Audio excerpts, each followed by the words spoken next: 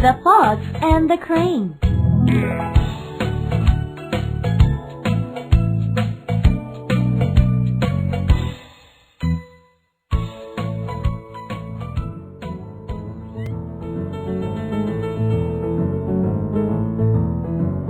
The fox and the crane were good friends, but a few days ago, they had a big fight.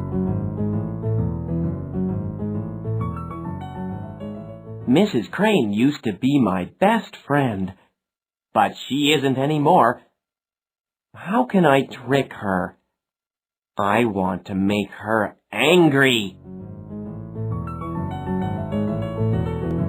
Mr. Fox thinks and thinks.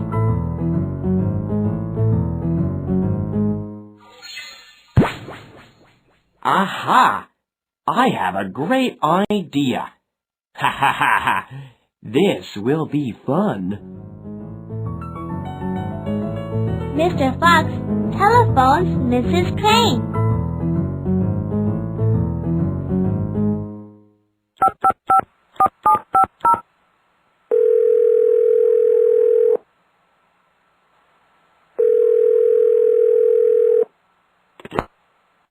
Hello? Hello, this is Mr. Fox. How have you been? Very well, thank you. Why are you calling? I'm very busy. Come to my house for lunch. I will prepare a delicious dish. Really? Why? I want to be your friend again, so please come. Okay, I will. Where is your house?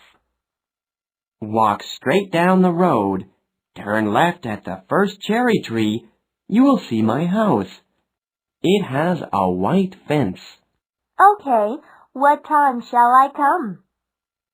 Come at 12 o'clock. Don't be late. Don't worry, I will be on time.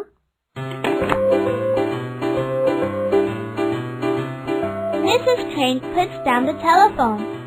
She is very excited. I wonder what Mr. Fox is cooking. I am going to skip breakfast.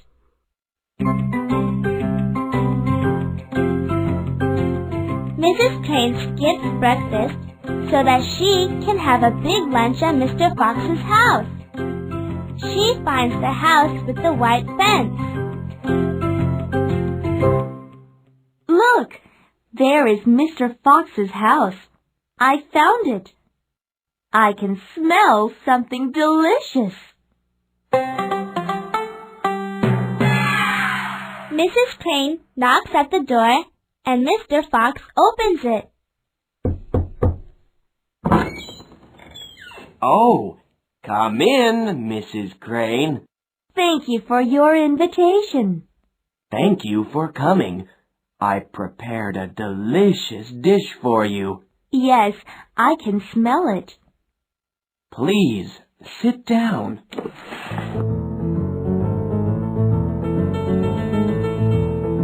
Mrs. Crane sits down at the table, but she only sees a wide, flat plate. Mrs. Crane has a long and narrow beak, so she can't eat anything on a plate. She becomes a little worried. Mr. Fox brings in the soup from the kitchen.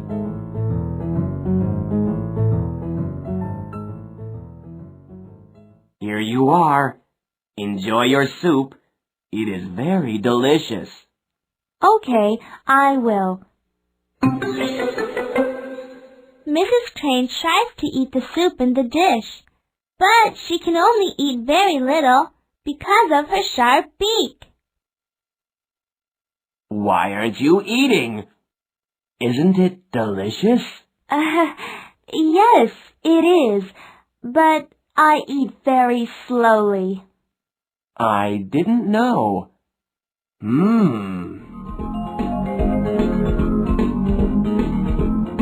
Mr. Fox finishes his soup, but Mrs. Crane ate almost nothing. Mrs. Crane is very hungry right now.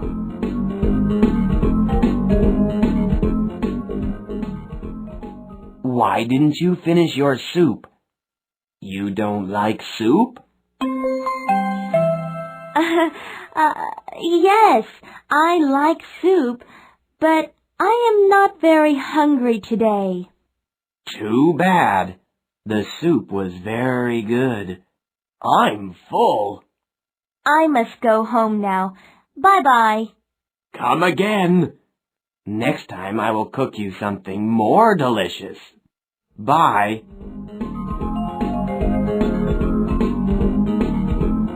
Mrs. Crane runs home. She is very hungry. She goes home and drinks a bottle of milk. Mrs. Crane is very angry. Mr. Fox tricked me. I am very mad. What shall I do? I have a great idea. The next day, Mrs. Crane telephones Mr. Fox.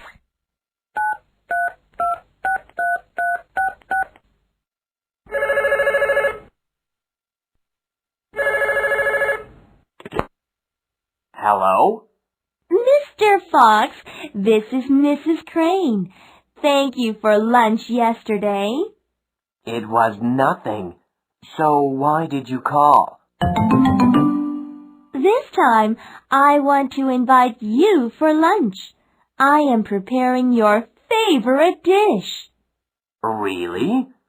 I know the way to your house. I will come right away.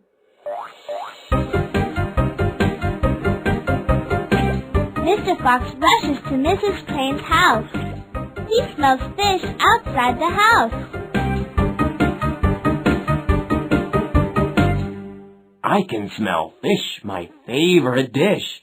I'm so hungry.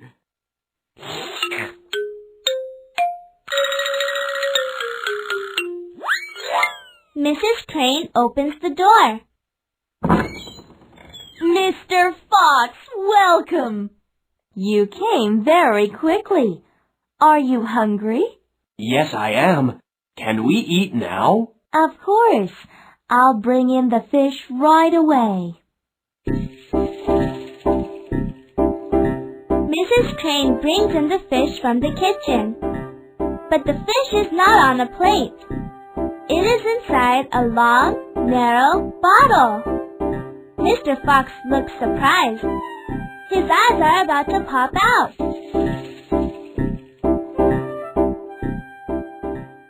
Let's eat. Delicious. Isn't it, Mr. Fox? It looks very good. But why aren't you eating? I will. Mr. Fox tries to eat the fish, but he can't get it out from the long, narrow bottle. Mr. Fox has a short mouth and tongue. He realizes his mistake and can't say anything. This is the most delicious fish in the world. I will have another. How about you, Mr. Fox? No, thank you. I think I have a stomachache.